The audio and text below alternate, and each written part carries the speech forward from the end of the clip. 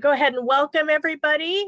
Thank you so much for coming out tonight. I'm Jill Cayazzo, chair of the Arlington Democrats, and it is my pleasure to welcome you to the 2021 House of Delegates debate for the two districts that we have up for you tonight, which are HD 49 and HD 45.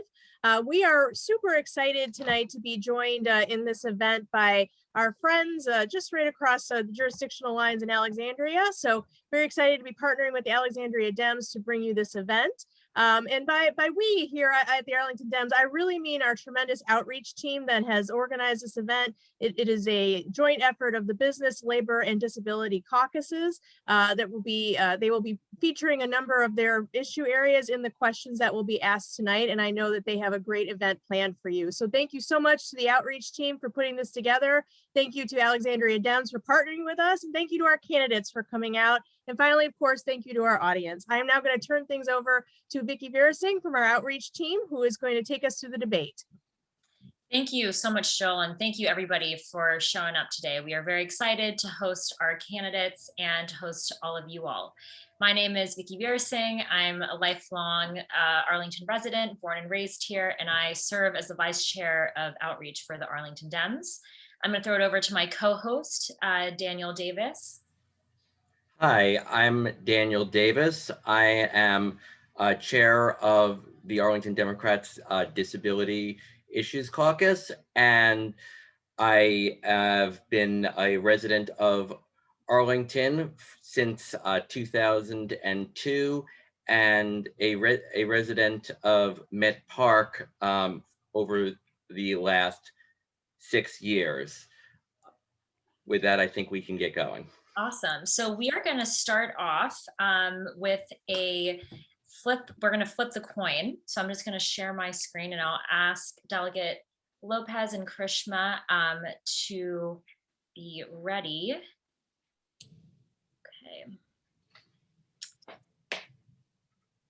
Okay.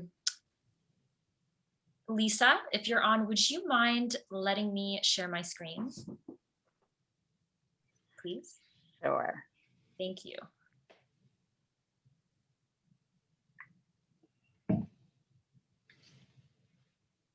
Go ahead. Okay.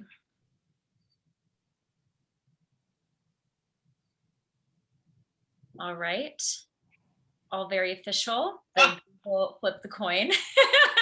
I don't know if you've seen this before, but I've never seen this before. This is amazing.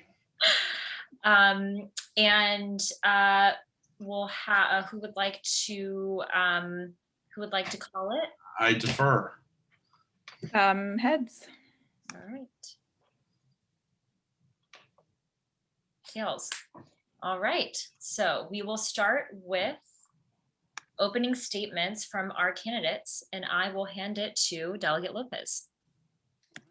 Thank you. Everyone can hear me okay? See me okay? Great. Hello, everyone, and thank you for being here tonight. It's always an honor for me to appear before the Arlington Dems. I've been involved with the Virginia Dems since high school, and the Arlington Dems have been my family since the 1990s. You've been my mentors, role models, and friends. You even introduced me to my amazing wife, Sarah. The Arlington Dems are special. We're a community based on putting our mutually shared values into action. Thank you for what you do and what you represent. One of those shared values is positive and honest campaigning with integrity and a commitment to facts. Facts matter. Now more than ever, as we move on from the Trump era and fight to uproot pervasive alternative facts across the country, in the Commonwealth, and even right here in Northern Virginia, facts matter. Here are some facts about my family and I. My mom devoted her life as a teacher and guidance counselor in Arlington to helping immigrant children continue their education after high school. Today, as a result of her efforts, over 1,000 kids who could have been forgotten are college graduates. My dad was raised in a small village in the Andes Mountains of Venezuela, one of 22 kids from the same parents. He came to this country at the age of 19, undocumented, with $270 in his pocket and a dream of a better life. He worked as a busboy and a waiter, learned English. He graduated from Northern Virginia Community College when I was 5. Then taking one course a semester, he graduated from George Mason University 1 month before I graduated from high school. My parents each worked 2-3 jobs at a time to provide for us, but with the help of government programs, they got an education, bought a home, and achieved their dreams. They instilled in me the values of hard work and public service that drive me every day. As your delegate, I've been a champion for our values in Richmond, fighting to make Virginia a place where we lift everyone up and leave no one behind. Over the last 10 years, I've been the patron, co-patron, or the chief co-patron of over 150 bills signed into law, addressing everything from the environment and renewable energy to small business procurement to protecting immigrants to tenant protections to criminal justice reform to expanding temporary assistance for needy families and sensible gun violence prevention. And I'm especially proud of my legislation that created in-state tuition for dreamers, brought back project labor agreements, dedicated $800 million to help revitalize the Chesapeake Bay, and my bill that created the Virginia Affordable Housing Trust Fund that served as the backstop for eviction prevention during the COVID-19 pandemic and provided housing for thousands of families. And as the House Majority Whip, I'm honored to have, among other things, increased teacher salaries by 5% starting in July, secured a dedicated source of revenue for Metro, worked to close the school to prison pipeline, ban the death penalty, legalize marijuana use for adults, created the first state voting rights act in the South, and perhaps most importantly, expanded Medicaid and healthcare protections to 500,000 Virginia families, including 45,000 people in our region. Going forward, we must focus on jobs and the economy, education, and the needs of working families. I pledge to continue fighting for better schools, transportation solutions, environmental safeguards, economic development, criminal justice reform, and our values of embracing diversity, tolerance, and compassion. More important than what I say I'll do, judge me by my record and the organizations that have recognized that record of achievement over the years, from school counselors to bicyclists to college professors. I was the Rookie of the Year for the Virginia Education Association. I've had a 100% rating and been endorsed by Virginia's teachers ever since. I've had a perfect score over my tenure with the Virginia AFL-CIO, Equality Virginia, and NARAL Pro-Choice Virginia. The Sierra Club has presented me with their Energy Freedom Award and their 2020 Legislative Leader Award. And I've got the highest A+ rating from the Virginia League of Conservation Voters, something only one other legislator has achieved over the last decade. And the organization's consistently named me a Virginia Legislative Hero. And I've been named the Virginia Interfaith Center's Legislator of the Year. And I've also been very proud to be named the 2021 Virginia Legislator of the Year by the Chesapeake Bay Foundation. These awards are given for not only voting the right way, but for moving landmark legislation that moves Virginia forward after years, and in some cases, decades of inaction. Delegate Lopez. Thank you for being here. I look forward to the conversation. Yeah. Okay. Thank you. And now we'll hand it over to Karishma. Good evening, everyone. Thank you to Arlington Dems Labor, Business and Disabilities Caucus for putting this important event together and having me here today. My name is Karishma Mehta. I'm a preschool teacher, a daughter of Indian immigrants, a member of the NOVA Repeal Right to Work Coalition, and a new addition to the Arlington Labor Caucus, running to represent the 49th District in the House of Delegates. My story is the story of so many people who live in the 49th District and across Virginia. My parents came here from India struggling and to seek a better life, and they struggled with rent, school lunch debt, and a lack of health care. After I graduated from college, I inherited these struggles. I worked long hours that paid starvation wages and to help pay down the student debt that I still have as a renter along Columbia Pike. When I became a teacher, I skipped meals and avoided the doctor to fund my own classroom while watching my students struggle with the same obstacles that I grew up with. That's the reason I decided to run, to break that cycle of inequity for my students. The current systems we have were not built and designed to uplift all of our people. We have a racist carceral system, an education system with the lowest teacher pay in the nation that doesn't humanize our queer, disabled, and neurodivergent students, and an economic system that allows the very rich to keep getting richer while the rest of us struggle paycheck to paycheck. In my district, as Amazon HQ2 moves in and housing prices go up, corporate politicians insist that the answer is to incentivize monopolies and luxury developers. Our solution is fundamentally different. We're fighting to guarantee basic human rights rather than prioritize monopolies like Dominion and their lobbyists. As small business owners, my parents were being pushed out by those same big corporations. And now as a renter and working person, I have experienced that push out. We know that the disability community is one of our frontline communities that have been hardest hit by inequity. So we have to ask, how do we work to invest in the most marginalized of people? It starts by passing and advocating for universal programs. If everyone is covered for healthcare, no one can be left out on a technicality or waiver they've been waiting on for years. When we guarantee healthcare to all, unions no longer have to fight corporations tooth and nail to hold on to their coverage. And if healthcare truly is a right, small business owners can raise their wages and hire new employees, not have to lay off people in a pandemic. Universality safeguards our future. This urgent moment is demanding an urgent solution, and that means guaranteeing healthcare to all. If we want to protect our future, we have to protect our planet. We need to pass a Green New Deal and create the union jobs and infrastructure to transition completely away from fossil fuels by 2030, 2035 at the latest. This is not just an environmental issue, it's a labor issue. The people who will be hit hardest by those effects of climate change are Black, brown, poor, and working class families, our disabled community, and immigrants who have no ability to advocate for themselves in Richmond, like the over 25% of people in my district who can't vote. We can protect our planet and the most vulnerable by introducing thousands of new union jobs to Virginia, but only if we have the courage to lead the nation, protect our planet, and create those jobs. That means speaking to the needs of everyone here, not just the people at the top. For too long, many of the communities represented here today, small business owners, unions, our disabled community, have been left out of the political process and our economic system. We need to listen to the needs of our underserved communities, not continue to push people out further into the margins. I will always be an advocate for you, and I will work year-round to mobilize for those issues. And to do this, we need a coalition that will extend past one election cycle. My district year in and year out ranks in the bottom 10 for turnout for our statewide races. We need a movement in the 49th that expands our electorate and ensures that every time we vote, we win. And on our campaign, we're working to talk to those voters who have never been spoken to before, who have never seen their delegate come to their door, to have an honest conversation with them. I'm showing up because my community has always shown up for me. As a preschool teacher, I work year-round in the classroom, and as a delegate, my commitment is to work year-round for this district, not just when I'm asking for your vote. We need to elect more teachers. Our elected officials are often lobbyists, attorneys, or those well connected to power. I believe that Arlington deserves a delegate that's connected to the people, has walked a few miles in the shoes of working families that call our district home. I look forward to answering your questions today and earning your vote on June 8th. Thank you so much. Thank you so much, Karishma. So before we get started into the debate, we are going to field a few questions, Daniel and I, before opening it up to the audience. And you will each have 2 minutes into response. And when your 2 minutes are up, you will see this.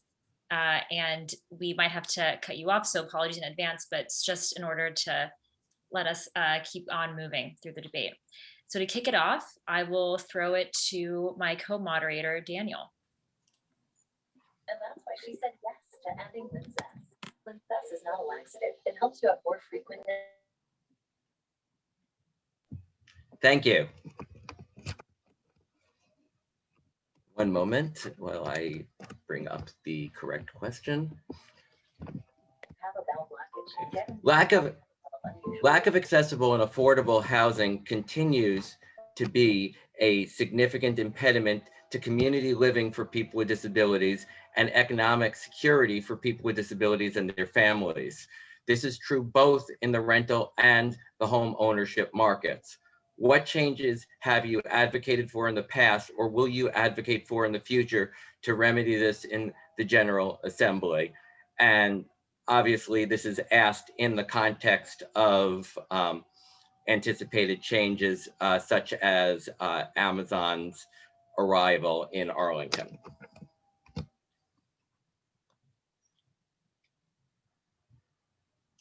Delegate Lopez. And we'll have Karishma go for. We'll have Karishma go first, and then Delegate Lopez can respond. Thank you so much for that question. Housing is a really important issue to me. Housing is a human right. And this issue is personal because, like many families in the 49th, I was personally displaced from my apartment in this pandemic because we don't have a representative fighting for a rent moratorium or universal rent control. In fact, Delegate Lopez took over $8,000 from real estate developers and PACs that also donate to Republicans.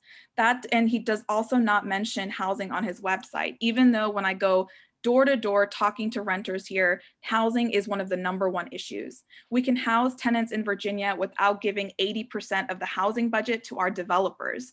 We can do that by guaranteeing a universal health control and ensuring that there is a ban on evictions, not just a temporary moratorium. When we don't guarantee housing, it leads to situations like the one I heard from our friends at Arc of Nova, a new couple with disabilities that were ready to start their life in Arlington, independent of their family, and they were making sub-minimum wages and losing their jobs unexpectedly. They couldn't make ends meet here and couldn't afford the housing, and so they were uprooted and relocated to Southwest Virginia. That's not what a compassionate housing system looks like. That's a housing system that dehumanizes those who are disabled and forces people further into the margins. When 83% of our disabled community is underemployed and unemployed, it's shameful that we don't have a housing system that protects tenants and their rights to housing. So it's not just enough to say that we need expanded housing or affordable housing. We have enough housing. We don't have a housing shortage, and we need to ensure that the homes we do have are provided for the people who need it most. Okay, we can turn to Alfonso for his response. Thank you very much. Well, here's the thing. My legislation created the Affordable Housing Trust Fund in Virginia. We went from 6 million to 8 million in capitalizing of the Affordable Housing Trust Fund to this year, $125.7 million. It was also the backstop for the rental and mortgage assistance program that we had over the course of the summer to address during the COVID-19 pandemic. And was also a backstop for the $524 million we got out of the CARES Act funding at the federal level. We also secured significant funding for it in light of the pressures in the housing market, including with regard to COVID and Amazon here in the 49th district. We also, as the caucus, passed legislation outlawing source of income discrimination in housing, including for recipients of SSI. And I supported legislation prohibiting localities from discriminating in zoning, permitting, or on the basis of disability, or against developments that were not promoting affordable housing. Localities, I think, need to continue to leverage their relationships with developers to incentivize the development of more accessible and affordable housing units across the Commonwealth. If builders want to get variances to build higher or add density, perhaps Arlington or Fairfax can ask them to include 6 or 10 extra units, half of which should be geared to individuals requiring affordable housing and also disabled individuals needing housing. I would build on Mary Margaret Whipple, former state senator Mary Margaret Whipple's previous efforts to incorporate teaching about accessibility as a part of Virginia's education and credentialing process for architects, as well as a livable homes tax credit on top of the affordable housing tax credit we just passed. I would also look into models from state laws that require that half of all newly constructed state financed housing meet either visitability or universal design standards, so that we begin to enhance the stock of accessible, affordable housing. The fact is that affordable housing, sorry about that. Thank you, Vicki. Thank you. Thank you. So kind of continuing on this thread of the impact of Amazon and other, tech businesses that are moving into the region, how do you both look at economic growth and encouraging technology and innovation in our local economy alongside supporting small businesses who have been here for decades? Mm-hmm. Karishma? Thank you so much for this question. From an early age, I understood how the difficulties of keeping a business afloat while corporations continue to consume and push out people in the community. My parents knew that struggle very well as small business owners themselves, constantly having to move around, trying to pay the bills, trying to pay their employees, ventures that could often not sustain our family. And this is the story of so many businesses here in the 49th district. Whether you're in Bailey's or along Columbia Pike, it's obvious that during this pandemic, businesses have been hit hard. Corporations like Amazon have only gotten richer, while Jeff Bezos became a trillionaire during this pandemic, while our small businesses can barely keep their doors open or are shutting their doors altogether. When I talked to a business owner, a restaurant owner on Columbia Pike, he was in agony of not having the ability to provide for his family, pay his employees, and keep his business open. Or when I talked to a Vietnamese shop owner at the Eden Center, they told me that the businesses there have since Since the center had opened in 1984, they were barely holding on, largely due to the increasing rent prices and the increasing push out that these corporations continue to pursue. So to protect our communities from the next crisis, we have to divest those millions of dollars in corporate subsidies that we give into those mom and pop shops, those immigrant and Black owned businesses that were hardest hit during the pandemic in our district, instead of the yearly corporate handouts that use our taxpayer money to bail out corporations that do not need it, that do not have dignified workplaces, that pay sub-minimum wage and misclassify their workers. So we can do that. We can pass universal healthcare programs, pass universal childcare programs, protect our small businesses that are struggling in this pandemic. Thank you. Delegate Lopez. Thank you for this question.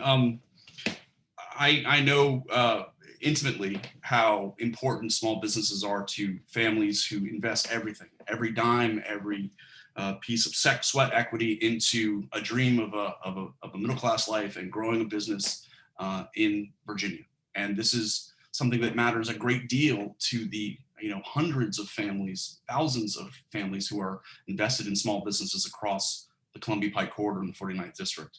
In fact, it's vitally important for our economy in general because 2/3 of all new jobs created in the United States come from small businesses. Why do I know this? I was the assistant administrator of the U.S. Small Business Administration during the Barack Obama administration. I helped pass the Small Business Jobs Act that opened up the credit markets for small and medium-sized banks and actually created 1 million jobs over the course of 7 months and helped get it, not only get it done within the administration, but also get it passed with a Republican Congress. And also I'm the Virginia chair of the Virginia Small Business Commission, dealing with these kinds of issues on a daily basis. This is something that my office has been working on in terms of helping and empowering small businesses. Every year I've been in the House of Delegates, but especially during the course of the pandemic. The fact is that getting PPP loans in the hands of all of the small businesses that wanted them along the Columbia Pike Corridor and in the 49th District was something that my office did on a daily basis. This is a year-long job to dispel any notions about something that this only being something that is done during campaign season or during election time or during the session. This is a year-long job, and helping small businesses and bringing the expertise that I have to bear on these issues was incredibly important to me and the community. Also, in terms of Amazon, and I couldn't agree more. I've been fighting corporate handouts and giveaways in the Commonwealth of Virginia now for 10 years. I voted against the Amazon corporate giveaway because of the fact that we had a deal on affordable housing that was reneged on in the 11th hour, 59th minute. And I helped lead the fight on the floor of the House of Delegates. I voted for the campus, which is wonderful and a wonderful addition to our community for Virginia Tech. But I voted against that corporate giveaway because of the Affordable Housing Trust Fund aspect, because of the affordable housing aspect. Thank you. Daniel?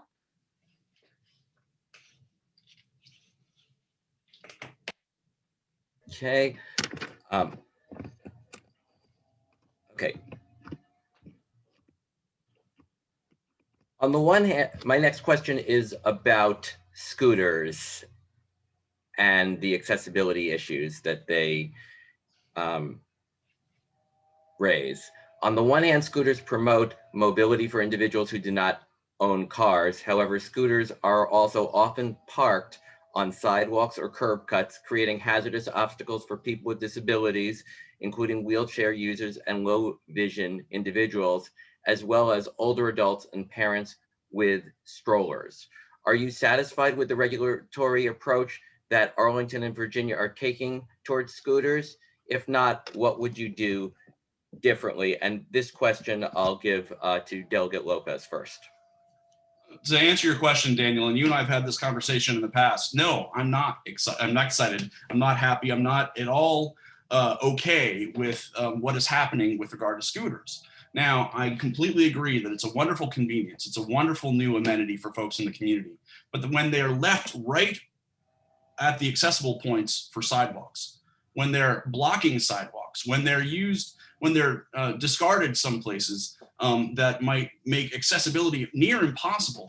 That's not okay. It's a culture issue, and it's also a county board, a city council issue. And if we need to address this at the state level, you and I have had this conversation, that's something we need to address as well. I've already had conversations with members of the administration about it. And the fact is that as we think about potential legislation for 2022, this is something that we definitely need to be working on. But at the same time, it's not just folks in wheelchairs. It's not just folks who are using assistance like walkers or permanent permanent assistance for walking. It's also an issue for people who are legally blind. It's also an issue for people who are, expecting the public sphere, the public sidewalks to be clear. And so, this is not something that's okay. It's not something we should just ignore or not think about. It's something that we need to address. Okay, turning to Karishma. Thank you so much for that question. When I think about the issue with scooters, which I agree, we definitely need to be addressing this. I think of how we are addressing problems in general with our traffic and transportation infrastructure. And we need massive investments in safe Virginia infrastructure, for people who use alternative modes of transportation. If we shift our focus to ensuring preventative measures rather than reactionary laws, we can successfully bring those stakeholders, bring our disabled community, bring people that use public transportation into that conversation to ensure safe commutes and mobility for all Virginians. And so absolutely, I hope to advocate as much as possible to ensure that we are framing this as an infrastructure issue, as a way to provide a systemic approach to these issues, which can lead to roadway fatalities if disabled folks, bicycles, things like that, they're moving into the roadways to get around some of these obstacles. And so addressing this issue and ensuring equity at the state level is very important to me. And my plan is to bring in community leaders, public schools, disability advocates, and community members across the district to have these conversations on how to make Virginia safer for people with disabilities. Thank you. The next question, I'm going to be throwing it over to Keith Willis, who leads our Labor Caucus at Arlington Dems. Hi, Alfonso and Karishma. Good to see you. Appreciate you both being here. My question is, our caucus has been disappointed that the Democratic caucuses in the House and Senate have not been able to repeal right to work. And I wanted to know what you will do to work to repeal the right to work law, which of course is rooted in Jim Crow era old Virginia, and it's something that we need to end in our state in order to move forward for workers. Thank you. And we'll alternate. So we'll start with Karishma for this. Okay, thank you so much. As a preschool teacher who's unionizing currently in the pandemic to fight for a seat at the bargaining table, this issue is very important to me. When we talk about the labor movement here in Virginia, it comes down to who you're fighting for. Is it the big corporations who refuse to let their workers unionize, or are we fighting for the workers in poverty, barely holding on and providing for their families? And so the first step is to support those workers, is repealing right to work in Virginia. When Delegate Hope and Delegate Levine voted to hold a floor vote on this critical piece of legislation, Delegate Lopez backed out at the last minute and sided with those corporations. Unions are our #1 tool to push back against a broken economic system and lift up working people. And so we need a delegate we have a delegate actually who can't stand firm on the decision to repeal right to work, procedural or not. And at the exact same time has lobbied in the past for Maximus, a company that targets those workers who have been denied a union while they had a privatized contract here in Virginia for Medicare and Medicaid. In 1987, Maximus secured the first privatized welfare contract in the country, and they haven't looked back.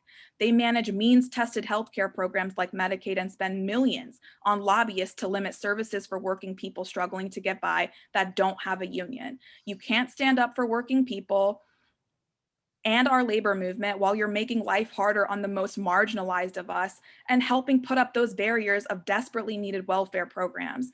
I represent the new Democratic Party, fighting to create a mass movement for labor and to lift people out of poverty, not buy into the talking point that welfare ought to be conditional and sold out to the highest bidder. So we can fight poverty through programs like universal childcare, gender neutral family leave, universal healthcare, and by electing a pro-union teacher in the 49th who is committed to repealing right to work for all of our people.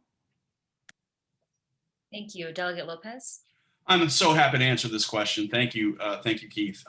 First off, I defy anyone to find a single time when I have not worked to and voted for improving the social safety net in Virginia.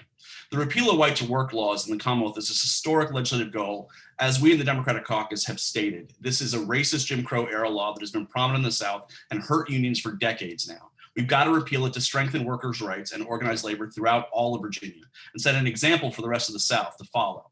However, historic legislative goals are not achieved easily. They can't just be handled, they have to be handled carefully and with attention to detail.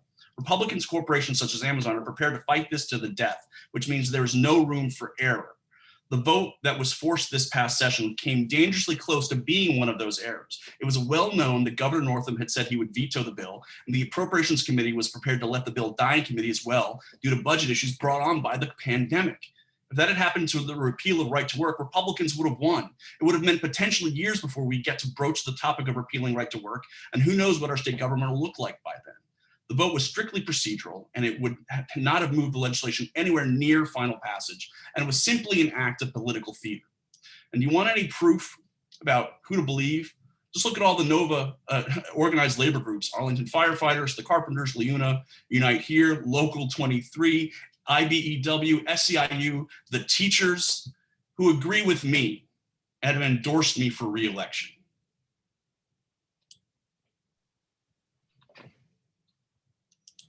Okay, we're now going to toss it over to Arbora Johnson for the next question. Hi, I'm Arbora with Arlington Dems. I really want to thank both of you for running, for your service, and for running, because these jobs are hard, and clearly nobody's in it for the money. So I just do want to start with that. I really appreciate people being willing to step up and run for these jobs. So my question, I know is one that's near and dear to both of your hearts for slightly different reasons, and it's near and dear to mine. It's about childcare and the lack of affordable childcare, which has been a problem for so long, especially in Arlington, but obviously the pandemic has sort of shown a spotlight on it. So my question is, what should the state be doing? And of course, we only have 2 minutes, but what should the state be doing, and how will that improve the lives for Arlingtonians? Thank you.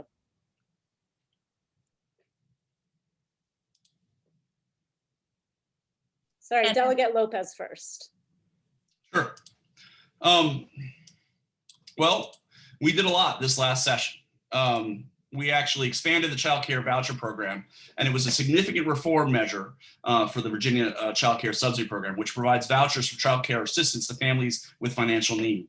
This was incredibly important because the bill expanded the eligibility for the program in response to the ongoing COVID-19 pandemic. It allowed a greater number of families to access its benefits, in addition to making changes to keep families from losing eligibility while they're looking for work. I was proud to have supported this bill, and I've been a strong supporter of this bill and helped secure votes for this bill. So yes, there is much that the state can do to actually alleviate the concerns, alleviate the pain, and that is affecting, socioeconomic disadvantaged communities harder than everyone else. If you have 2 or 3 kids and you are trying to get them to go to school and help with their education, as well as trying to hold down a job, and maybe you have an essential worker job, so you have to have childcare, and you have to be out of the home. It's incredibly important that we have childcare, and so that was something that the House Democratic Caucus focused on, worked out, negotiated, and passed this last session. And so I was very proud of the work we did on that. And there's a great deal more we could do in terms of embracing some similar legislation from other states and bringing that into the Commonwealth of Virginia, and then taking some federal programs as well and adopting them in ways that maybe we haven't in the past. Thanks for the question, Ms. Johnson. Thank you, Delegate Lopez. Karishma?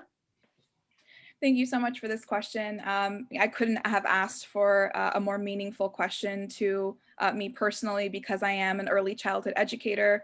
I see firsthand the impacts of not having a truly universal childcare program that protects all of our children from 0 to 5. And that's really what it comes down to, is that there's only one candidate in this race fighting for a truly universal pre-K program. Science tells us that 90% of a child's brain development occurs before the age of 5. And so we're not here to expand pre-K. We're not here to reform the preschool programs. We're here to guarantee preschool for all of our babies, all of our families that are struggling to pay a second mortgage, which we call childcare, while states like Florida, with a much more conservative state legislature and governor, have passed one of the most comprehensive universal preschool programs in this country. When there was a Democratic convention last year for the president's election, I was very proud to be a delegate that introduced the universal preschool legislation that passed in Congressional District 8. That bill included, that resolution included a ordinance for a domestic worker bill of rights to ensure that the Black and brown women and the undocumented women that call the childcare industry their career had the protections necessary to earn meaningful wages, to have the protection of a union, and to ensure that their own children could afford the care that they were providing for their community. And so I want to expand preschool universally to every single Virginian without any exceptions. And I think that if Delegate Lopez believes those statistics on his website, he should agree with me and support a universal childcare program for all. All right, now we're going to field a question from the audience. There's been quite a number of questions that's come through, and I'm going to try and summarize a few that I've seen around criminal justice reform. It is clear that we are at a crisis in this nation on criminal justice reform. What will you do as an elected official to combat the racial inequities present in our current system and create more opportunities for people of color and for anyone in the criminal justice system to get a fair chance? And we will start with, who started last time? Was it me? Then we'll hand it to Karishma.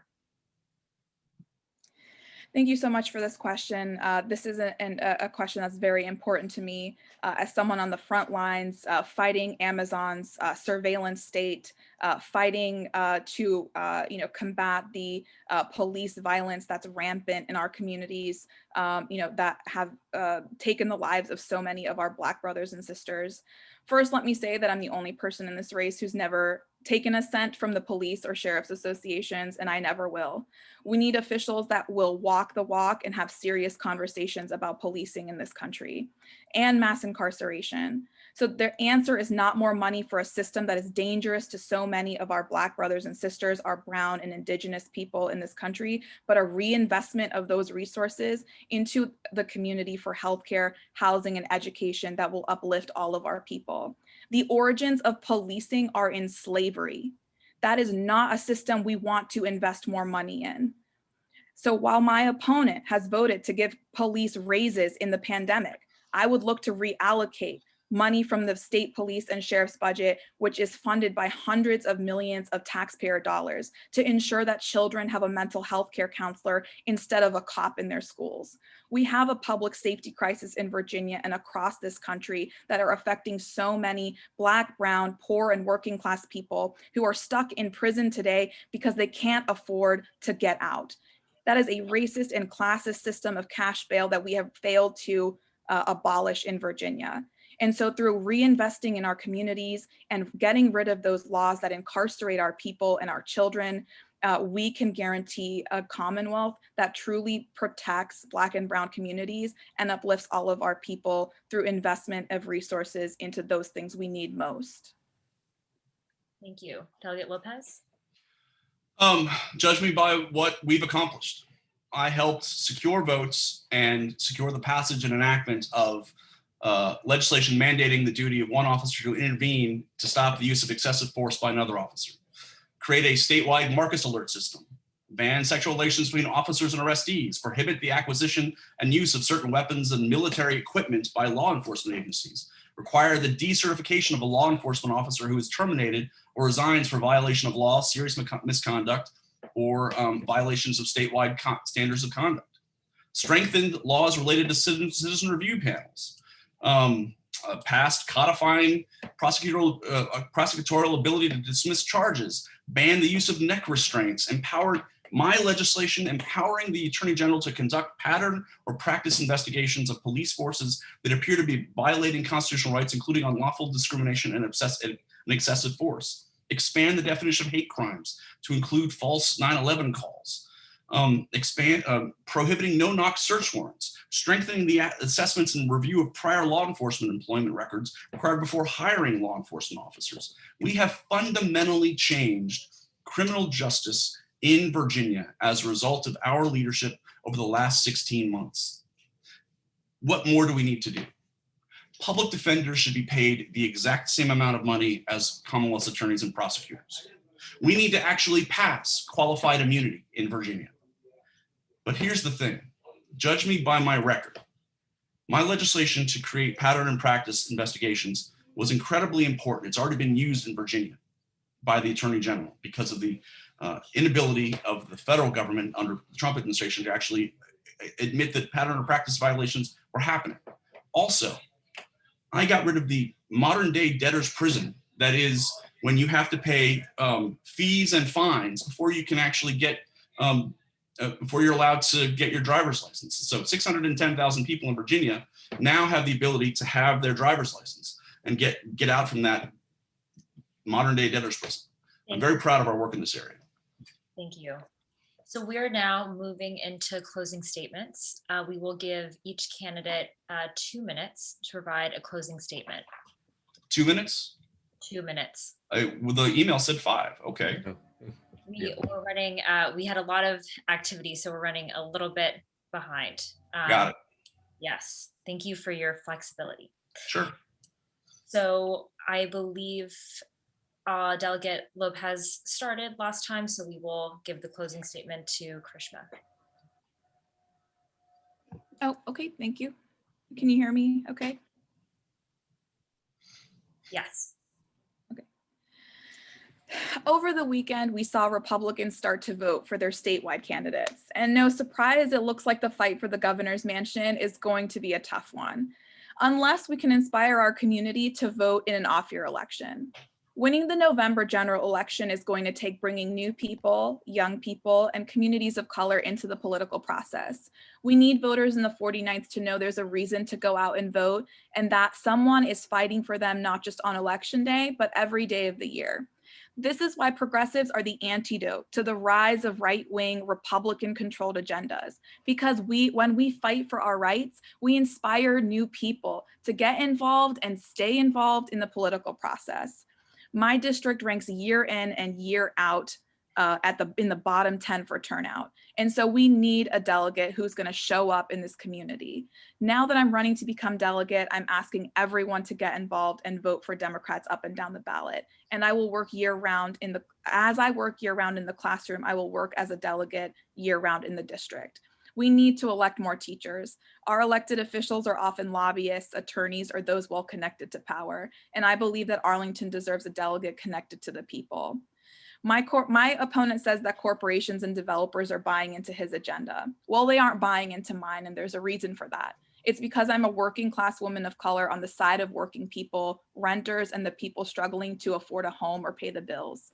I'm on the side of Black and brown people who are criminalized and demanding real justice from police violence in their neighborhoods, not corporations and not the billionaires in Virginia. And it's why my campaign will never take a penny of special interest money. I'm the daughter of Indian immigrants that came to America looking for a better life. And the inequities that I saw in my classroom caused me to consider who was representing me. We know that it'll take a movement to transform Virginia. And that's why I'm asking you to get involved, to take back power for working people. If we come together, we can build a world that's rooted in liberation, in justice, and compassion for all. We deserve nothing less. For those in the 49th, I hope to earn your vote and your continued support on June 8th. Thank you so much. And please visit karishmaforvirginia.com to learn more. Thank you, Joe Doug. Bonzo. Thank you, everyone. Experience matters, leadership matters, results matter, facts matter. I promised to be an effective legislator 10 years ago. I get things done for Virginia in the 49th district after years of inaction by Republicans, and my record of success, especially over the last 2 years, is crystal clear. I promised 10 years ago that I'd be a tireless champion for our values and progressive policies in Richmond, and I've kept my promise. I pledged to help build the Democratic majority in Richmond, and now we've got to defend it. My parents used to say that there's nothing more important than working to lift up those who are poor and sick and oppressed and afraid. Keeping that bond with my mom and dad has paid me back 1,000-fold. This is proven every day of the year as my office addresses constituent service needs and works on initiatives to support and uplift the people of the 49th district. Simply put, there's nothing in the world as rewarding as helping people. Meeting a dreamer who can now afford to go to college, meeting a family that has a roof over their head because of the Affordable Housing Trust Fund, meeting a young mom winning the battle against cancer who has health insurance because we're able to expand Medicaid, making it easier for women and minority-owned small businesses to grow and thrive, ensuring that the DMV and the 4 Mile Run didn't move half an hour away, and ensuring that the safety net that was there for my parents is there for future generations as well. Going forward, we need to create more prosperity and do it in a way where everybody wins. We need to invest in our infrastructure and in our workforce, and most of all, in our children.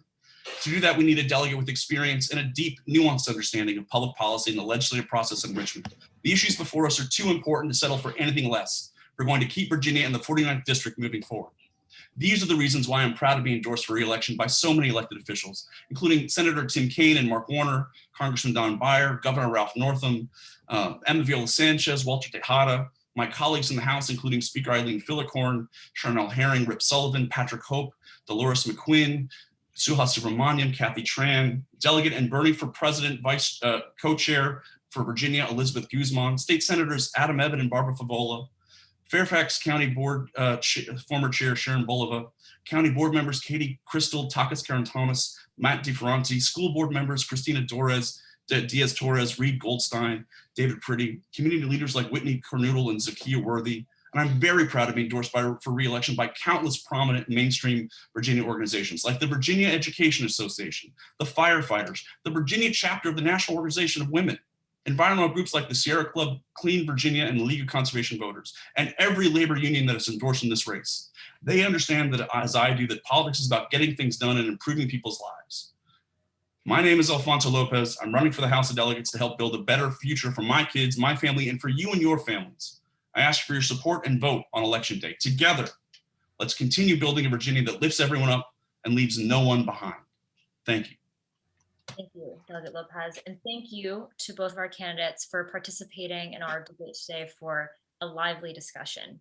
On behalf of Arlington Democrats, we thank you. And now as we move to the second part of our session tonight, I'm going to hand it over to Clarence Tong.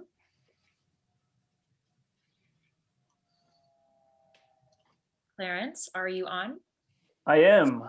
Good evening, everyone. My name is Clarence Tong. I serve as chair of the Alexandria Democratic Committee and the 45th House District Nominating Committee. I'd like to thank everyone for joining the General Assembly debate night and staying on for the 45th House District debate, where we are joined by two Alexandrians, Delegate Mark Levine and Alexandria Vice Mayor Elizabeth Bennett Parker. I also wanted to thank my colleagues who served on the 45th House District Committee, Fran Jackson of Arlington and Matt Bell from Fairfax County. And I wanted to thank my counterpart, Arlington Chair Jill Caiazzo, for this opportunity to have our committees collaborate on this event. We should certainly do more of these events more often. And finally, I wanted to thank our moderators, Doug Snowenbos and Michael Angeloni, for moderating a discussion tonight, and the ACDC's Business and Labor Caucus and Disabilities Caucus for your efforts in organizing the event. So let's get started. Doug and Michael. Thank you very much, Clarence. Michael's going to be up on your screen here in just a second, I think. There he is. He's got the Arlington Dems logo behind him. Excellent. Thank you, Michael. So I'm with the Business Caucus. Michael is with the Disabilities Caucus for Arlington. We're going to have our candidates up on the screen with us in just a minute. Before we start, lay down a few ground rules. We're going to have 3-minute introductions from each candidate. We're going to have, please, no more than 2 minutes for responses to questions. We're going to try to leave 2 minutes for closing statements. We do welcome audience questions through the chat function. We will not promise to ask all or any audience questions because we've got a limited amount of time and a whole lot of substantive areas that we want to get through here. At this point, we should ask Vicky if you can flip that cool coin again. Yes. And see who is going to go first here with their opening statements. Absolutely. And I will ask Lisa to please give me Used to be all set. Thank you. All right. All right. Who is going to call it? Let's let the incumbent call it. Okay, Tails. Okay. All right. One last thing. We're going to take a little liberty here and refer to our candidates by their first names because we're all good friends and good Democrats here. So we'll let Mark go first with a 3-minute opening statement. Please don't make us call time on you. I will do my best to keep it within 3 minutes. Thank you, Douglas. Thanks to everyone, Alexandria, Arlington Democrats, for setting this up, for having us here for this dialogue. I've been proud to serve both Alexandria and Arlington and little sliver of Fairfax for 6 years as your delegate. And I'm really proud of all we've accomplished. I think we've accomplished a lot for the Commonwealth of Virginia, and we've accomplished a lot for the people who live in the 45th. If you want to know my accomplishments, I don't have time in 3 minutes, but many of you get my annual letter. This is last year's letter. It is 20 pages long. It details the 47 bills that I introduced and the half that became law. And you're getting your new letter next week with regard to the 2021 session. But some of the things I'm most proud of, and there is a very long list here, I wrote Virginia's only body cameras law. I've been pushing for that for 6 years, and that became law. Last year, I did a law on domestic violence, very important law to help children avoid and get out from the custody of abusive parents. The most comprehensive LGBT+ law by far in Virginia history, more than 60 provisions in it. And yes, I'm fighting for more. It doesn't go far enough. The list goes on and on, whether it's affordable health care or predatory lending or collective bargaining, election reform. It's really a very long list. I'm also proud of what I've done in the 45th. And I think that folks who've called our office for constituent service will say that we have one of the best constituent service teams around. I want to thank my chief of staff, Jacob Weinberg, for doing such a great job. But whether it's a need for a vaccination or a need for testing during COVID, whether it's help with the DMV or help with a Virginia agency, we've been there. We've been very responsive. I may be the only delegate, I'm not sure, to have a Mark's monthly meetup every single month for the last 6 years. We've gotten together, used to do it at Los Tios in Del Rey. Now we do it virtually to hear your concerns, and been very important to have that two-way dialogue. I want to serve Virginia in any capacity I can. And I'm running for statewide because I'm actually proud of my record. And when I have to tell you, we didn't expect the elections would be held on the same day. It hasn't been held on the same day in the redistricting year for centuries, but Donald Trump messed up the census. Frankly, it's probably the least consequential bad thing he did. So here we are. And I do want your support in whatever way you're willing to give it to me. And I think I could show that I can bring what I've done in the House to all of Virginia, but also to keep serving the people of the 45th. I'm probably most famous for founding the Virginia Transparency Caucus. Our caucus is the reason why all of the committee and subcommittee meetings now are live streamed and recorded. Didn't used to be that way. It used to be you had to drive down to Richmond and only the lobbyists attended. I'm also the two subcommittee chairs, very important, public safety subcommittee, which regulates police. All those good things you heard Delegate Lopez mention, they are under the jurisdiction of my subcommittee, also constitutional amendment subcommittee. I see my 3 minutes is about up, but I'm looking forward to the discussion today. Thank you very much, Mark. We'd now like to hear from Elizabeth and a short 3-minute introductory statement. Thank you. Good evening, and thank you to the Arlington and Alexandria Dems for gathering us this evening. My name is Elizabeth Bennett Parker. I serve as the Vice Mayor of Alexandria, and I also serve our region as the chair of the Virginia Railway Express, one of the largest commuter rail systems in the country, and on the Northern Virginia Regional Commission and Transportation Commission. Both of my parents were in the Navy and instilled in me a sense of service to our community and our country. My mom in particular used to always tell me, if you're not part of the solution, you're part of the problem. And I've applied that to my entire career. I started a small business to fight food waste, both the negative environmental effects, as well as the fact that we waste food while members of our community go hungry. Later, we merged with a nonprofit, Together We Bake, which I now co-lead, where we provide job training and other support to women returning from the criminal justice system, women experiencing homelessness, women who have recently immigrated, and women surviving abuse. In turn, that experience inspired me to step up and run for the Alexandria City Council in order to address many of the challenges I saw our women facing more directly. I'm proud of the work that I've been able to do as Vice Mayor, which includes expanding access to early childhood education, increasing the supply of affordable housing, enhancing outreach to residents regarding SNAP or food stamps, declaring a climate emergency, and taking concrete action to cut our emissions because we need to do more to fight climate change and its impacts.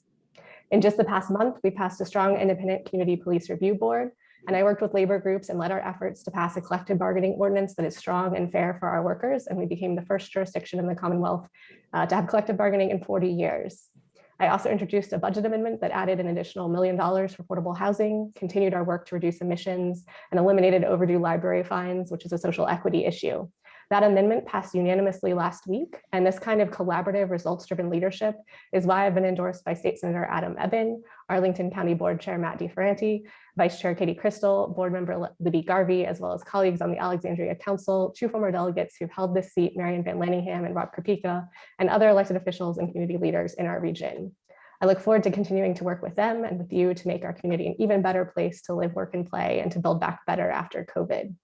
I have unique experience and perspective to bring to Richmond, given my background as a nonprofit leader, small business creator, and as a local elected official. There are actually only 18 delegates with city or county government experience, and none of them are from Northern Virginia. Obviously, we face some different issues here than in other parts of the Commonwealth, and this is a really important perspective to have, given the role that local government plays in our people's lives and that local authority in Virginia is limited to what we are allowed to do by Richmond. These experiences, as well as the relationships I have built at the local and regional level, will ensure I'm an effective advocate and leader in Richmond for this district, especially as we tackle economic recovery and rebuild a better and more equitable Commonwealth. Thank you so much, and I look forward to the conversation. Elizabeth, thank you very much. Now I'm going to ask the first question, and we're going to ask both candidates, but we'll let Elizabeth answer this one first. What do you see as the most important policy differences between you and Mark? That's a great question. I think that really the difference between us is more one of perspective and experience and style and focus. So coming back to experience and perspective, I have unique experience and perspective to add, given my background serving in local government, running a nonprofit that works directly with women coming from the criminal justice system and experiencing homelessness, and having run a small business. I think my style is very collaborative, and I work effectively with officials, not only on my own council, but across the region, on the Virginia Railway Express, on the Northern Virginia Transportation Commission, and on the Regional Commission, as well as beyond that, with some other colleagues in other jurisdictions. We've started a group of local elected women who talk about issues affecting our region and how we can, our localities in our region, and how we can work together to move things forward. And then I am focused solely on this district and want to keep serving it. I can't tell how much time I have left. I could dig into one sort of policy area, but I'm not sure. You have 1 minute left. I think sort of one example of why local elected official experience is so important and related to sort of the topics that bring us here today is our funding for education in the state of Virginia. So the funding that the formula that the state uses is really broken and flawed and inequitable. It is based on real property value or real property taxes, gross income, and local retail taxes. It is not based on the number of students who need special services, whether that's students with disabilities, English language learners, students receiving free and reduced meals. This is a flawed system that needs to be fixed because it only exacerbates existing inequities. We need to fix this formula because education funding is the largest single portion of our budget in both Alexandria and Arlington, with 40% of our funding, general revenue funding, going to our school system. And this formula at the state level limits our ability to increase teacher pay. It limits our ability to hire more support staff or otherwise support students with disabilities and to serve our community. Thank you, Elizabeth. Mark, what do you see as the most important policy differences between you and Elizabeth?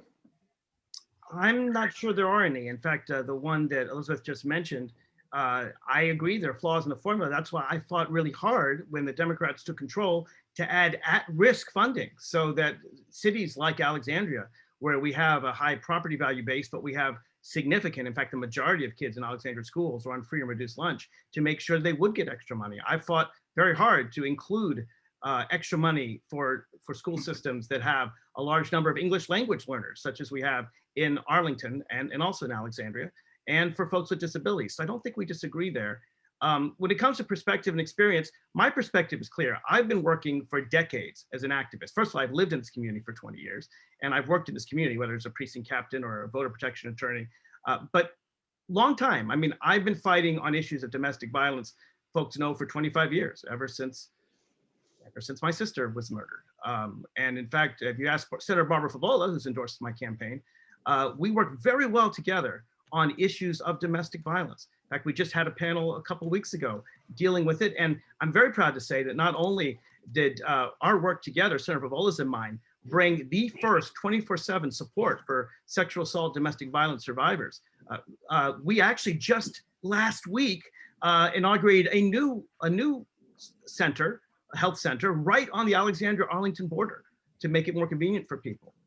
So people know I have the perspective of an outsider. I fought for marriage equality for 20 years. I know the pain of being left out, and I fight really hard, but I also have the experience of an insider. There's a reason why Speaker Eileen Fillicorn not only has endorsed my campaign, but has entrusted me to lead two very important subcommittees, because they know I get into the details of legislating and I get those details right. Thank you, Mark. Now my co-moderator, Michael Angeloni, is going to ask a question. Great, thank you, Doug. This question will go to Mark first, I believe, since Elizabeth, I believe you answered the last question. Mark, you brought this up in your opening statements a little bit, just to expand a little bit. You are running for delegate and for lieutenant governor at the same time. Talk a little more about that, the decision you made to run for delegate, lieutenant governor. Do you think how you can handle the two races? And then to Ms. Bennett Parker, in your response, how have you reacted to this that has been going on? Sorry, that was a weird way to ask that question. I apologize, but Mark, you have 2 minutes. I have 2 posters behind my head, one for delegate and one for lieutenant governor. I am asking people in the 45th to vote for me twice. It's a weird situation. It wasn't supposed to be this way. According to the Virginia Constitution, in fact, our delegate elections are supposed to be in new districts, but Donald Trump messed up the census, and so here we are. It's certainly legal under Virginia law. And when I announced lieutenant governor, I also announced right at that time for re-election for delegate, expecting the races to be held in June and then later in August and September, the way it's already done with redistricting. But we are where we are. And when I announced lieutenant governor, I had dozens of constituents call me and say, Mark, we think you make a great lieutenant governor. We'd love to see that transparency, that accessibility. I plan to travel all around the state and talk with people in every community. We think you can deliver to Virginia the great service you've done as delegate, but because we really like you as our delegate, we're afraid to lose you as our delegate. Please put your name on the delegate ballot. Nothing's certain in life. And if you don't make it for lieutenant governor, we want to make sure you continue to serve us in the great way you have. And I appreciated those calls. And some people were very concerned about it and saying, look, if I'm not going to vote for you for lieutenant governor unless you also put your name on the ballot for delegate. I actually had some people tell that to me. So I want to serve Virginia in any way I can. I'm very proud of my experience. In fact, I think it's because of my experience as delegate that I make a good lieutenant governor. If I win both races, obviously I'll resign the delegate seat in time to make sure that we have a full election prior to the 22 session, because I want to make sure that seat is filled by a strong progressive Democrat. But we are where we are. I'm obviously not the only candidate doing this. Lee Carter, Jay Jones, There are others. I forget all the names of those who've done it. Sam Rasool is running for 2 seats at once. If you like me and you think I've done a really good job as your delegate and you want to see that kind of progressive action, I'm the second most progressive person in the Virginia House of Delegates, according to Virginia Plan Index. If you want to see me fight hard for you, I am asking folks to vote twice. Yes. All right, that is time. Thank you, Mark. Elizabeth, 2 minutes. Thank you for the question. So when Delegate Levine announced in late December that he was running for Lieutenant Governor, I also received calls asking me to step up and run for delegate. When I filled out those forms a few weeks later, the candidate bulletin said they had a date of December 7th on them in terms of when they had been updated, and the election date was set as June 8th. As the folks in Alexandria know, the city council is up for election as well this year. And so I am not running for re-election to city council, and I am only running for delegates. I do think Delegate Levine just said that his plan, or he's previously said that his plan is to win both offices, become lieutenant governor, and then resign the seat to a special election. There are costs to local taxpayers and to local governments of special elections, and those costs are increasing because of COVID.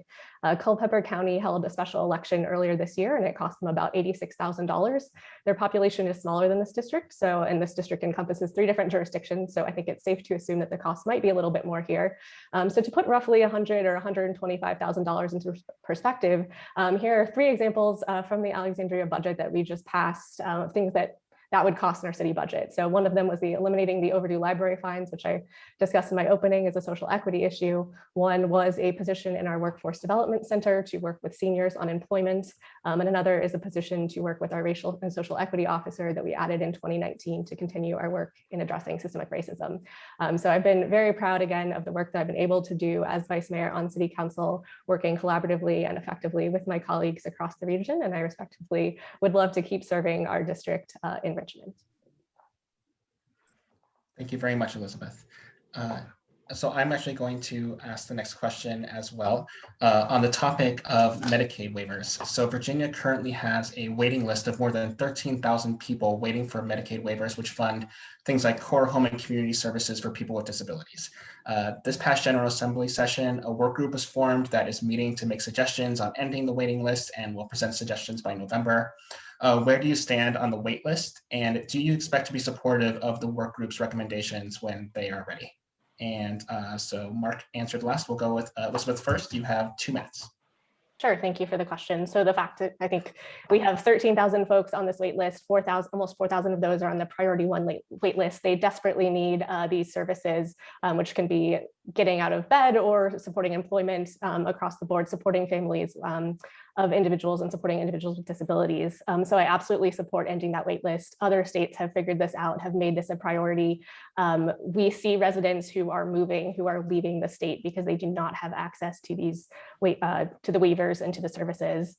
We also need to, so I guess I think your question was whether I support the recommendations of the work group. Obviously, I haven't seen them yet. I do understand that that work group does include representatives from the ARC and individuals with disabilities on them. So I would expect to support the recommendations as long as they are urgent and timely in ending that wait list and getting folks the support that they need. Great. Thank you so much, Elizabeth. Mark, same question to you on Medicaid waivers, your stance, and the work group's recommendations. You have 2 minutes. So the ID and DD waivers, intellectual disability, developmental disability waivers, are in sore need for the families who have them. It's like a ticket out of poverty, a ticket to help their family member. The ones who have them have wraparound services. The ones who don't are out of luck. We shouldn't be prioritizing folks based on how lucky they are. People need these. People with disabilities need to be fully served so that they are members of the community. They deserve to be treated as full members of the community. We need to increase the number of waivers. We have done that in the General Assembly. We haven't done it enough. We've put some more in our budget. Frankly, we were going to put more in, and then COVID came and it got cut. But I have been consistent in my support of more waivers. Now, I don't know, of course, I don't know what the policy group is going to recommend. I also haven't seen it yet. I suspect it will be to end the wait list, but it's a question of how they're going to implement it. And so the devil's in the details, and I need to see what they are. I will say that I've worked consistently to help people with disabilities in all kinds of ways, not just with regard to the waivers, but with regard, for example, to schools. to make sure, one of my bills, in fact, that passed into law in 2020, was a law to train teachers into how to handle de-escalation, because not every teacher knows how to handle conflict and how to handle de-escalation. And some folks with disabilities are more likely to get in trouble in the classroom, not because of any fault of their own, but because they have disabilities. And it's important for teachers to recognize that and to be able to deal with it effectively in Virginia, and not use law enforcement when simply calming folks down in a way that, for example, you tell someone to calm down, that doesn't calm someone down. That's actually the worst thing to do. But helping learn the proper techniques for order in the classroom. I've been a consistent advocate for disabilities. Just ask the ARC of Northern Virginia. I've also done a lot of work in guardianship reform to help folks with Alzheimer's. Ask them about that too. It's time. Thank you very much, Mark. Doug? Okay, this one, Mark's going to go first. What's your position on efforts to repeal Virginia's right to work law? I support repeal. I don't even like the name. It's not right. It's not about rights to work. We need rights for workers. Unions are the backbone of the middle class, the backbone of the economy. For more than a century now, they have been the ticket, another ticket out of poverty, but a really critical one for all Americans. In fact, I wrote the bill for collective bargaining that that became law last year, the one that then I advocated in Alexandria twice to make sure that the city council would do it. In fact, the first time the city council, when it came to Dash bus workers, was not very supportive of unions. The first draft, they invited a union buster in, actually, to keep Alexandria bus workers from organizing. So I not only went down to the Dash station and talked to the guy in charge there, but I actively organized the workers there to get unionized. And then I advocated before the city council, not just then, but on behalf of the firefighters, who also originally got a bit of a raw deal. They didn't have a complete union contract. I advocated, and now they're getting one. So we're coming a long way, but we need to get rid of so-called right to work, rights to poverty, whatever you want to call it, right to work for less. I think we need rights for workers. And what these laws do is they prevent the formation of unions. I think if you know the details, what they do is they allow anyone to use union services, whether you're in a union or not. And what that does is effectively destroys the unions. This is critical for labor. I did vote on the floor of the House of Delegates for the procedural motion to allow the law to be repealed. And I also strongly voted against and strongly supported action against the constitutional amendment. This is something that I really think we need to do more work on. Some of the work is education, letting people know how much unions help, not just rise people out of poverty, not just give people a living wage, but also help businesses get reliable workers. It's one of the reasons why I fought so hard in Arlington to require Amazon to have a workforce agreement for their construction contracts. And in fact, I would argue the only reason they did so is because of the pressure I put on them behind the scenes. I'm also arguing for Virginia Tech as well. I've been sending letters to them on prevailing wages. Sorry about that. That was time. Elizabeth? Great, thank you. Yes, I absolutely support repealing right to work. I am a union member and a lifelong labor supporter. It's frequently been said that Virginia is first for business and last for workers, and we've made some progress, but we certainly need to do more and we need to do better. And the UN recognizes the right to collectively bargain as a basic universal human right. And I've been proud to support that on the Alexandria City Council. I will say I came in, I was elected sort of in the middle of the efforts to unionize our Dash workers, and along with my colleagues heavily supported that effort as soon as we were elected, and that did lead to the unionization of our Dash workers. With respect to the collective bargaining ordinance, we had, as a council, when it passed, the enabling legislation directed our staff to come back to us with an ordinance. The first draft of the ordinance was not strong and fair for our workers. It left some folks out. It didn't really include things beyond wages and benefits. And so I worked directly with the firefighters, with other labor unions, to basically rewrite or reshape that ordinance so that it was strong and fair for workers and did cover more, both in terms of the scope of bargaining as well as the number of workers covered. I do think that it's great that we have collective bargaining again in Alexandria, and that we are the first jurisdiction in the Commonwealth to have that in 40 years. I think we will be a leader for other jurisdictions, but I think we also need to be a leader for the state, because currently the state does not have collective bargaining for its own employees. So these are some of the things that we need to do beyond, in addition to repealing right to work and supporting workers. I would also love to see us enhance other worker protections. and pay, increasing the minimum wage, implementing prevailing wage rates on public projects, clarifying that that applies to institutions of higher learning, and passing paid family and medical leave for all of our workers. Thank you. Thank you. So now I'm going to call on Arbor Johnson of Arlington Dems Business Caucus to ask a question, and we'll let Elizabeth answer this one first. Arbor, do you have a question? Hi, yes. Thank you to you both for being here and for your service and for running. So Arlington Democrats is a bit unique in that we have our Labor and Business Caucus united.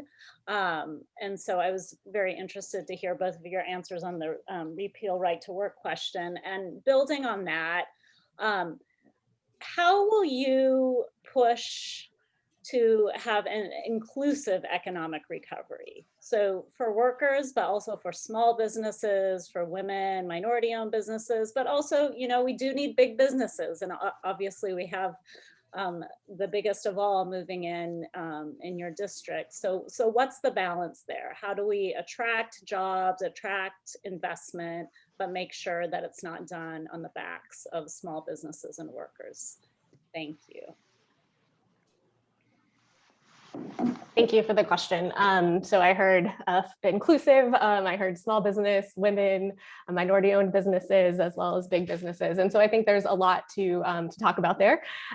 First, having run a small business, I understand the challenges that small business owners face, the worries about making payroll, the concerns about dealing with administrative and regulatory burdens and having to pay this tax over here and this tax over here and all of those things. And obviously that has only been exacerbated during COVID, especially for brick and mortar businesses. And I think we've seen about 30% of our small businesses in Virginia close. So we do really need to build an inclusive recovery that does focus on all of these issues. I think in terms of business support, we certainly have seen, I think, have learned lessons from the Rebuild Virginia grant program, and wanting to make sure that we are moving forward, are focusing support for businesses, enhancing small business support for small business development centers, enhancing the work that's been done in the community development financial institutions to provide loans and grants to help our businesses help them grow, and especially to target those resources towards businesses owned by minorities, owned by women, owned by LGBTQ plus individuals, owned by people with disabilities, because we know that those generally lack access to capital.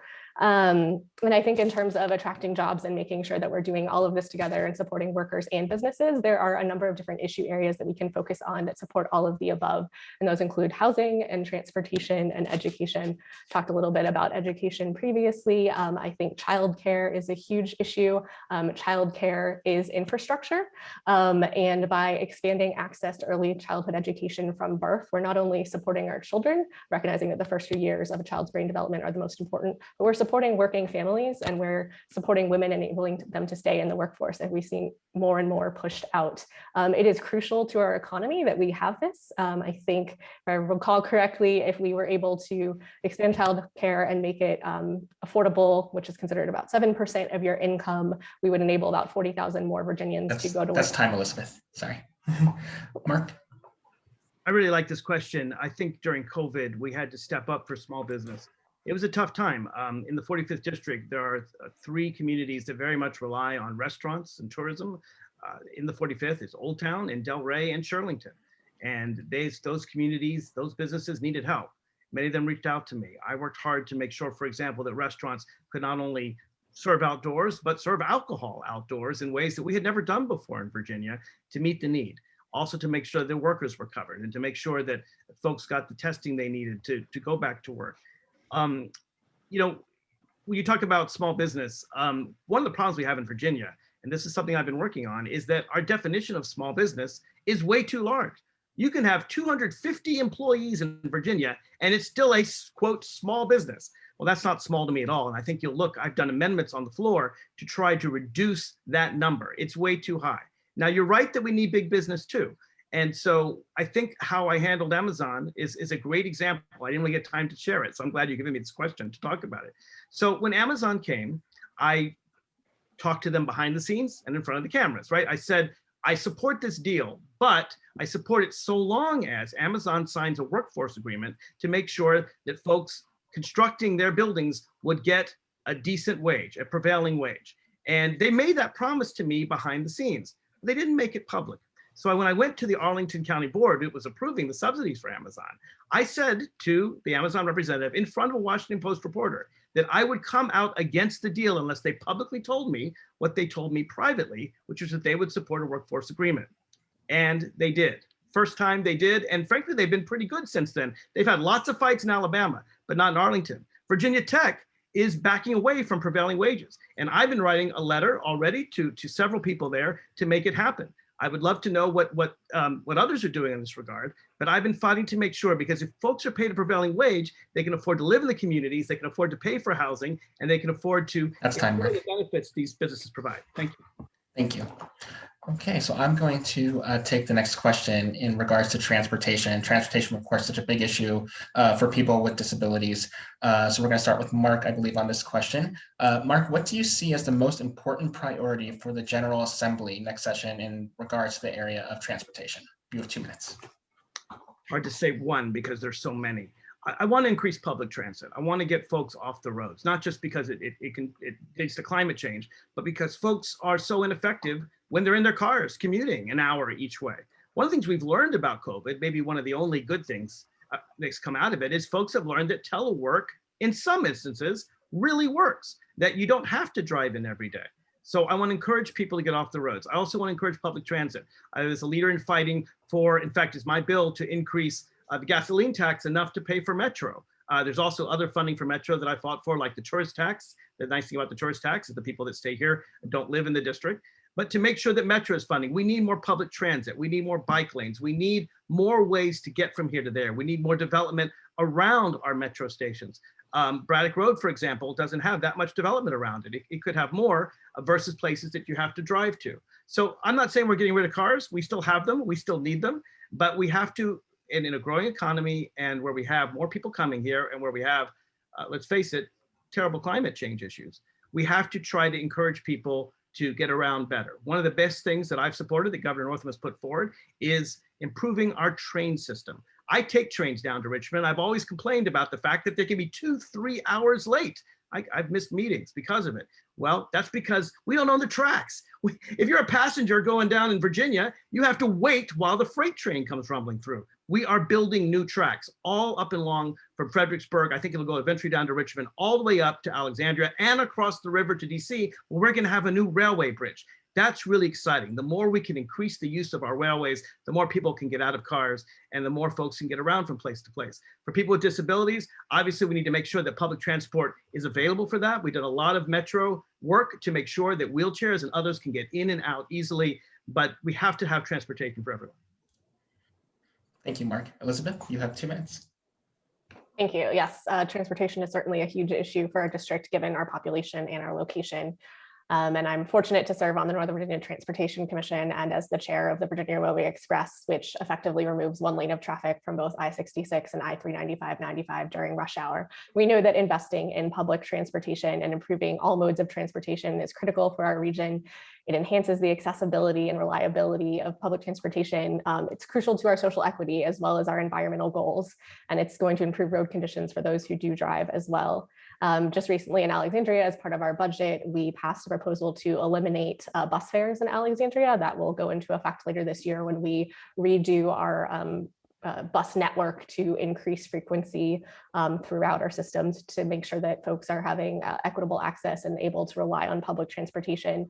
One of the things at the state level is TRIP grants that are sort of supporting efforts like these across the Commonwealth to grant low income or free fare rides. And so we really do need to enhance that work and make sure that we're investing in public transportation as well as in our roads and bridges.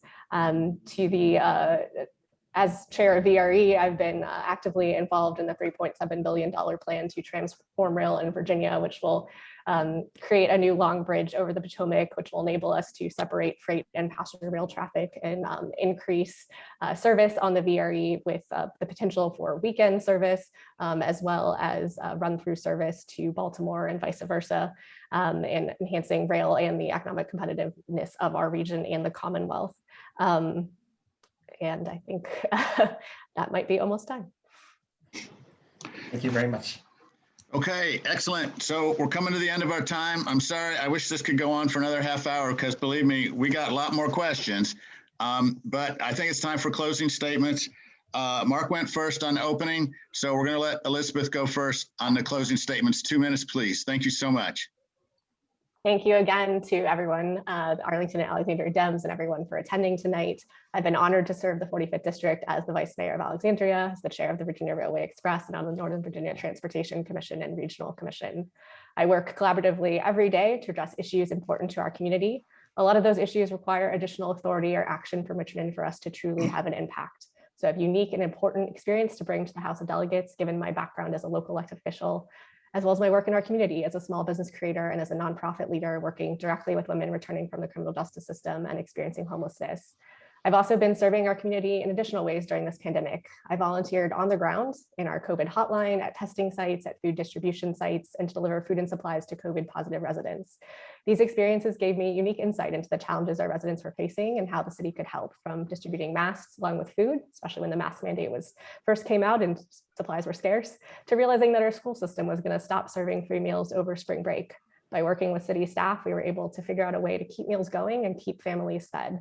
Because of my day job, I have a food manager's license. And so I spent that week in the kitchen of our high school managing meal preparation to make sure that kids in Alexandria had food. I will always roll up my sleeves and work collaboratively to solve issues and deliver results for our district. I'm proud of the work that I've done as vice mayor, which includes expanding access to early childhood education, increasing our supply of affordable housing, and taking concrete actions to reduce our emissions and fight climate change. I want to continue delivering results for our community in Richmond as we rebuild a better and more equitable Commonwealth with an economy that works for all of us.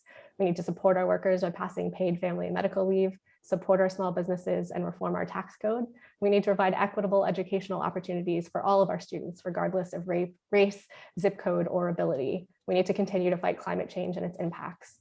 I'm honored to have the endorsements of our state senator, Adam Ebbin, 2 former delegates who've held this seat, Marian Van Landingham and Rob Kopika, Arlington County Board Chair Matt DiFerranti, Vice Chair Katie Crystal, Board Member Libby Garvey, as well as colleagues on the Alexandria City Council and elected officials and other community leaders in our region. I hope to earn your support as well and respectfully ask for your vote on June 8th before in order to keep delivering results for our community. Thanks so much, and I look forward to seeing you all in person soon. Thank you, Elizabeth. Mark? Thank you again for this forum. Thank you, Arlington and Alexandria Democrats. You all know me. I've worked with you for many years, and I'd like to continue working to serve this community. I've lived in this community 20 years. I'm not a newcomer, and you know how hard I've worked. And I think that if you want to know how hard I've worked, have you ever contacted our office? Have you ever come to one of Mark's monthly meetups? If you haven't, talk to some of the people who have. Talk to the Alexandria Symphony, find out how I solved a problem for them with regard to the parking lot. Talk to the people who are doing a bridge between Arlington and Alexandria, how I got Virginia Department of Transportation to return the money. Talk to Christian Dorsey, who's endorsed my campaign, about I'm the one that ended Jefferson Davis Highway in Arlington when the others in my delegation and the Arlington County Board and the Attorney General originally told me no. I found a way to do it. Mark Levine, folks will tell you, finds a way to get it done. Whether it's getting help for someone who's trying to see their loved one in a guardianship, or whether it's going to make sure that Chiricahua, some call Arlandria, right, on the border of our two cities, our cities and county, make sure that those folks get the testing they need, get the vaccines they need that they weren't getting originally. I don't just reach out to the people who come to me, I reach out to them. And I provide translator in Spanish to make sure that I hear the concerns of everyone. I've been there, and I have a very proud legislative record. Again, you can read it at markfordelegate.com. It's 20 pages. You'll get my 17-page letter coming in the mail soon. And the other thing I think people know about me is I don't just rest on where we are. Am I proud of what we've done with public safety and police reform? I am, but I've tried to go farther. I've tried to go farther with a bill that requires police to report others' misconduct. I've tried to get rid of the Electoral College. I'm trying to ban assault weapons. I take, frankly, causes and concerns that a lot of my colleagues are afraid of. Things like public financing, things like making sure that we have transparency, which originally Democrats, Republicans opposed. I'm not a go along to get along guy. I'm a guy who pushes the ball forward and makes us more progressive. And that's the reason why I've been rated the second most progressive legislator in the Virginia House of Delegates. I'd appreciate your vote twice for me on June 8th. Thank you. Thank you very much. So I want to thank our candidates very much for participating. in these debates. I think it really helps everybody. I want to thank everybody who's come out tonight to listen and watch and learn from our candidates. It's great to be a voter. It's even better to be an informed voter. The primary is June 8th. You can vote before June 8th, but you're not gonna be able to vote after June 8th. So let's all vote by June 8th. Thank you all very much on behalf of the Arlington Democrats and the Alexandria Democrats. Yes, thank you all so much for coming out tonight. Thank you to our candidates. We really appreciate all 4 of you being here tonight. On behalf of the Business, Labor, Alexandria Democrats, Arlington Dems, thank you all so much. This was great. Thanks, everybody. Thank you.